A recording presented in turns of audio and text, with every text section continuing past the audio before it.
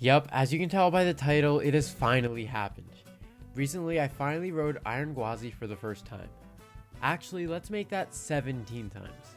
And let me just say, after my 17 rides, I definitely have a great feel for this coaster. So in this video, I will be talking about everything Iron Gwazi, including my first reactions, my initial thoughts, and experiences. Trust me, this is not a typical coaster review, so you're not going to want to miss this. This is my experience with the legendary coaster Iron Gwazi. So let's dive right into it from the beginning.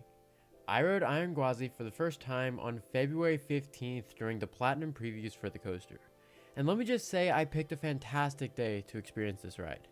Being a Tuesday, most people were at school or at work, so the park was very dead. Even for Iron Gwazi Platinum holders, there weren't many people there. Previews for the ride were scheduled to start from 12 o'clock to like 6. However, because of the lack of crowds, they ended up starting early, like around 11 o'clock or 11:05. I immediately walked right into the station to see that it was pretty much completely empty. Here is some footage that I posted on Instagram to show the crowd level of the station.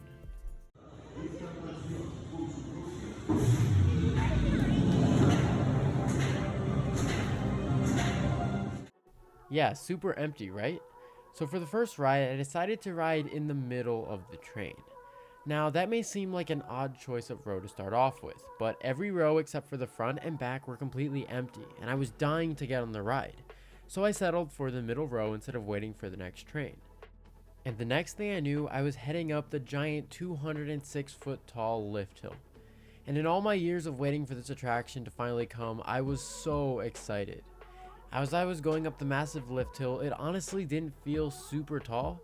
And my first ride on Iron Gwazi was, let's say, kind of underwhelming. The first time that I rode this attraction, I honestly felt that it wasn't nearly as good as I thought it was going to be. After my first ride on Iron Gwazi, I thought that the airtime, drop, and inversions were pretty good, but nothing spectacular. But boy was I wrong. I don't know what it was about that first ride, but everything I said could not be further from the truth. The next time I went to ride it in the back row, it was a completely different experience. It was like night and day. Riding just one ride later was completely different. The airtime was legendary. The drop was among the best I've ever experienced, and every single element on the ride blew away my expectations. I'll go more in depth in a little bit, but I got off the ride completely shell-shocked, in awe and amazement. I next went to take a bunch of photos at the photo op that they had set up, and I immediately went back for more rides. I would eventually get 8 rides, pretty much all in a row on this thing. I rode in every seat, including the front car, back, and middle. And every seat, including the middle again, was completely legendary. I don't know what it was about the first ride on this coaster that kind of let me down, but every ride from this point forward was just getting better and better and better. Here's what I said about the coaster after 8 rides. Hey guys, I am at Bsuch Gardens, Tampa, and I have done 8 rides on the legendary coaster Iron Gwazi. Let me just say, the coaster is amazing, and it is easily one of my favorite coasters that I've ever ridden. It's probably definitely in the top 3, definitely in the top 2. I'm not sure if it's my favorite yet, but it's pretty epic. Now, every element on the ride does exactly what it's supposed to do. It's a great ride. The death roll is amazing. The outer bank is just legendary, and the drop is so good. Now, I do have to say, the first time I rode in the middle of the train, and I kind of did not meet my expectations, so I was almost a little bit disappointed. But the next ride that I rode in the back, and it was fantastic. It's one of my favorite coasters. It's awesome. I've ridden 8 times, and it's not crowded at all, so I'm gonna ride a lot more today. So yeah, that's what I think about Iron Gwazi. Anyways, after that, I went to the Iron Gwazi gift shop to purchase an Iron Gwazi nano coaster to add to my collection. And I also laughed at the crazy expensive Iron Gwazi squishmallows that they had at the park. After a short break for lunch, I went back for more rides, snagging a whopping 9 more rides on this coaster, for a grand total of 17. It's crazy to think, but just every ride was getting better and better.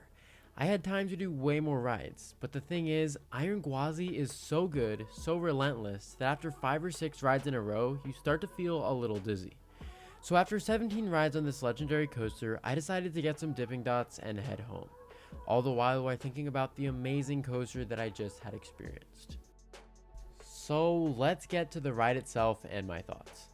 The ride is easily one of the best coasters that I've ever experienced and has some of the greatest elements on any coaster out there. The first drop is literally insane. If you get any room at all between you and the restraints, you will be absolutely flying during the ride. It's easily one of the best drops on any coaster that I've ridden, beating out Intimidator 305 and other coasters. Next, the Outer Bank turn is so good. Every time you go up into that Outer Bank, you gray out, no matter how many times you ride it. And that was just one thing that surprised me about the coaster. The coaster itself is incredibly forceful. Now, an element that I was really looking forward to was the death roll. Going in, I was expecting it to feel like a faster version of Twisted Timber's barrel roll drop. However, I think they feel very different. On Twisted Timbers, you get much more hang time, while on Iron Gwazi, you get that incredible whip and even airtime, especially in the back car. Next came the cutback, which just feels like a turnaround in my opinion. And after that came my personal favorite part of the ride, and this was the epic wave turn. This is the single best wave turn that I've ever experienced, and the amount of sideways ejector airtime doesn't even feel real. It's legit crazy. In every row of the wave turn, it absolutely delivers, and in my opinion, this is the star of the show besides the drop.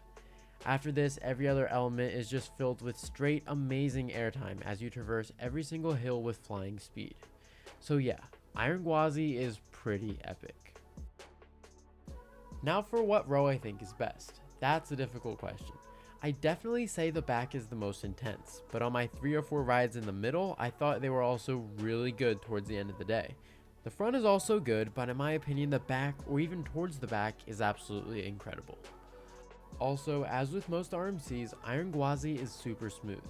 And for some reason, I felt like I was able to get a lot more room in Gwazi's lap bars than other RMCs, so I definitely consider that a bonus. Now, I know a lot of you are probably wondering if I think Iron Gwazi is better than Velocicoaster. If you don't know, Velocicoaster was currently my #1 favorite coaster before Iron Gwazi. And yes, Iron Gwazi did overtake Velocicoaster as my favorite coaster. But that doesn't necessarily mean it's better. I guess we'll have to have another coaster fight to see which one comes out on top. So to conclude, I had a fantastic time marathoning Iron Gwazi, and I even got the chance to do some super fun things while riding the coaster, such as riding with my eyes closed and making this kind of angry face at the camera. Every ride I rode was amazing, except for one where I was sitting next to someone who was complaining the whole entire time about how much they absolutely hate Iron Gwazi and how much they love Steel Vengeance, even though they were marathoning Iron Gwazi and have never ridden Steel Vengeance, and they were an adult. But enough about that.